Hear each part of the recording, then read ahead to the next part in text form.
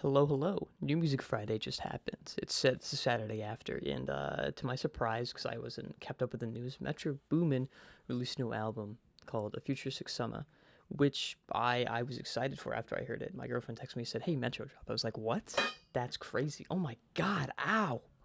My desk is like literally falling apart. That is wild that that just happened. But yeah, Metro dropped, and I was excited for it because I don't think Metro has ever not hit. I think his albums that he produces have always been good. I mean, I think Heroes and Villains should have won Album of the Year. I think it was snubbed by Killer Mike, if I'm being completely honest, because that Heroes and Villains did wonders. I mean, that album is amazing, and I still go back to it to this day. Um, so I was excited going into A Futuristic Summer because I was expecting something really good here. So, we're only a minute into this video basically, and I'm already giving away that I don't like this album that much. And usually I would go through each song individually. And this album is 24 songs at an hour and 18 minutes long. It is a very full album. I'm going to go about this review a little differently. I'm going to go over the songs that I liked first here. The first song is Clap. I think the beat's good on here. I think it's got some mean energy. I don't think it's lyrically doing anything crazy, but I think it's more just about the vibes of this. I'm a vibe guy, first and foremost, and I think the song has good vibes. But yeah, he's just talking about sex a lot, and I think that this could perhaps be a good sex song playlist, or maybe for the gym. One way or another, you're getting hard after listening to the song for sure. Is Slide. I think this beat Fox, I think it's one of the better beats on this album. I really like the synths that he uses. I really like the hook. It's just got good vibes. It's, again, more of a vibe song than lyrical, and I think the guitar part, brings us up a little bit more. And to the left, to the left, to the right, or however, to the left, to the right, whatever. I think that part is chill. I like that little like chant. The next is I Go. And I think this is where Metro I thought was getting back on track. This is on disc 2 of the album. It's split into 2 different discs. And I just thought this is where he was going to really turn around this whole project. I really like the beat, and I think the feature really works on it. And I think lyrically the song is okay. Is Don't Stop Dancing. I really like the vibe of this song. It really got my booty moving a little bit, my rump moving, because it had that little club vibe to it, and I like that. And I think this was a genuinely good track, and I think that this one definitely is worth checking out. Next is You Deserve, and when I was listening to the song, I wrote, okay, this got my rump moving. I really like the synths on this song. I added it to my playlist right away, purely based on the vibes.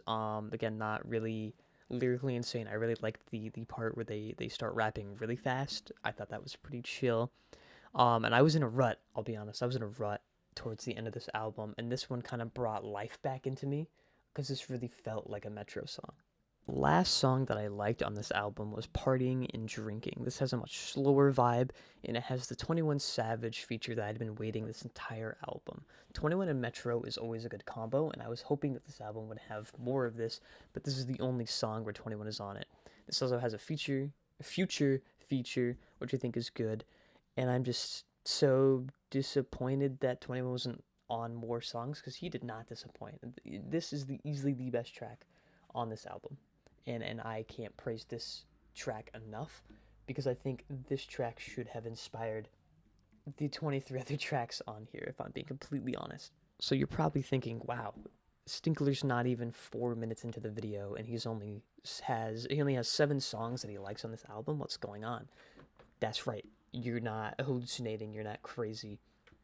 The other 17, well, 15 if you get rid of the 2 interludes, the 2 openings to each disc.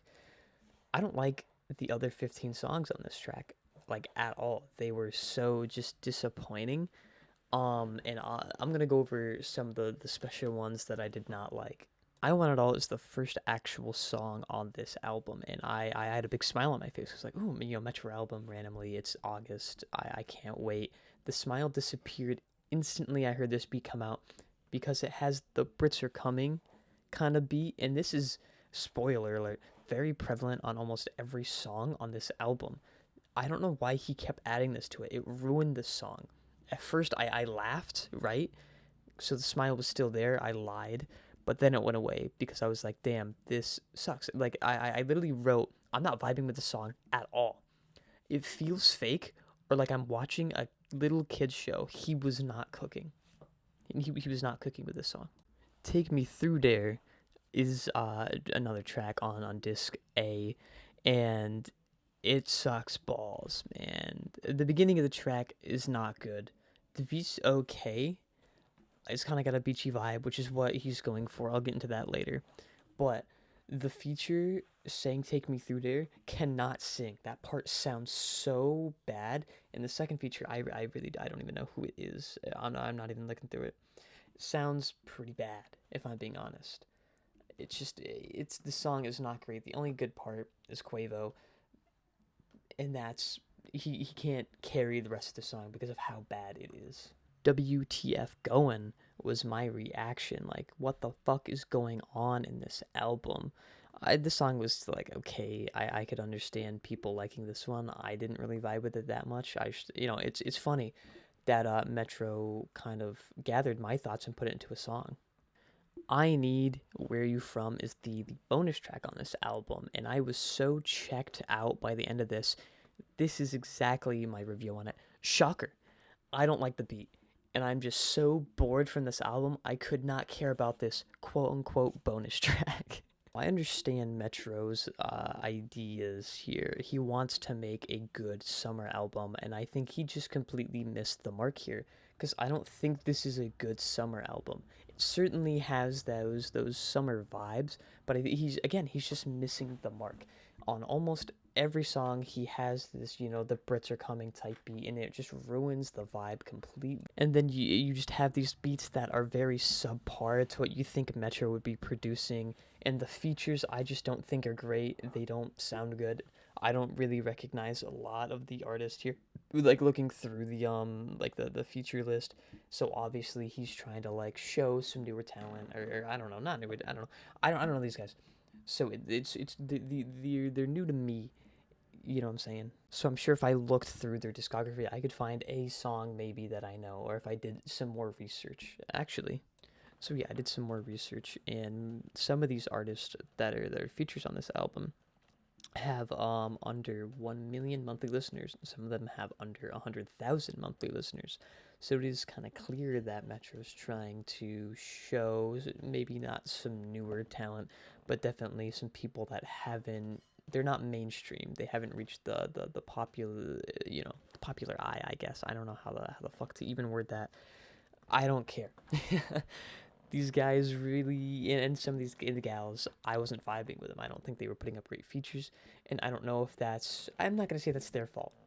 I'm gonna say that's more on the production here, because even if you don't have the best lyrics, a beat can carry you.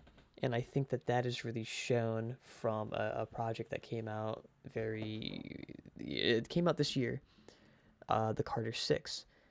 Peanuts to an Elephant on us is a song that is awful. The production is awful, but the lyrics are fine, but the lyrics sound bad because of the production. So when you put the lyrics on Peanuts to an Elephant on a different song, that Lil Wayne song now sounds good. You know what I mean? Because of that beat was so bad. And I think that this is a case for this album as well. If Metro just had better beats that didn't suck, I'm going to be honest, I think that this could have been so much better. Because a lot of these beats just sound so similar. Again, I'm going to bring this up time and time again, but the Brits are coming type beat with this weird beachy summer vibe that just doesn't work, and it sounds like I should be watching like an episode of a show for a 4-year-old. You know what I mean? Like I'm on TV, I have my kids around, and I'm like, hell yeah, I guess I'm gonna watch this show with them because it's Saturday morning. I got nothing better to do. I don't have a kid, by the way. I'm not. I'm young. Okay, I'm not doing that.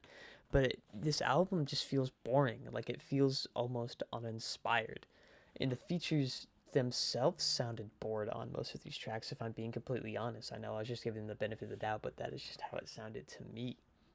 And I know he's trying to be experimental here, and I respect that. He's not trying, he definitely has a sound, but he's trying to not just stick with that. He's trying to show that he can be a good producer, and I think that he could almost learn from Tyler here, because Tyler, when Cherry bombed, he kind of learned from that. He was like, okay, I need to take a step back and realize what did I do wrong. And I think that Metro could definitely he needs to do that with this track. This not this track. This album, this project. Some digging online just to see what other people were thinking, and I checked Twitter first, that cesspool of a place, and I saw a surprising amount of people that like the album, like a lot more liking it than not liking it. So I was like, okay, maybe I'm just crazy. And then I went on Instagram, and maybe I'm just delusional, but it was feeding my delusions if I am. People were not liking this album. You did see people being like, oh, this album is great. You didn't grow up with the, 2013, 2015 Atlanta sound or something like that. You don't get it. And then a lot of people were like, no, this is ass. And then I went on TikTok, and it was very similar to Instagram. I know Instagram can be a very hateful place, which is why I needed a third source, and TikTok is a bit nicer. And they were also like, yeah, not vibing with this. So I am not the only one thinking that this album is not great. And again, this means nothing besides my own opinion, but I would give this a 3 out of 10. I know there's 7 songs out of the 24 that I put on my playlist, but these are not really songs that I'm going to go out on my way to listen to. These are songs that if they pop up on my playlist, I will most likely listen to them, but odds are I might skip them here and there. You know what I mean? Just it depends on the vibe. I don't know if this is an album I would be returning to ever again. I have no want to. Like this album left me feeling tired. Like I felt like my energy was like sucked from me, which isn't. I've never had that happen to me listening to an album. This is the first time. If you've watched all the way in, thank you for listening to me yap about this album. This is my first review of an album I did not like. So if you want to see some reviews of albums I did like, maybe check out the playlist I've done, like God Sorted Out, Don't Tap the Glass, and Alfredo 2. And if you are interested in the gameplay in the background, I have been doing a Grind to GM series on Marvel Rivals. And if you like this video, maybe give it a little like, maybe subscribe. You don't have to. I'm not going to force you. If you just like watching the content, just watch it. But, maybe comment your thoughts on the album. What would you give this out of 10? What songs did you like? What didn't you like? Do you agree with me? Do you disagree with me? Let me know. Until next time, see ya. Bye-bye.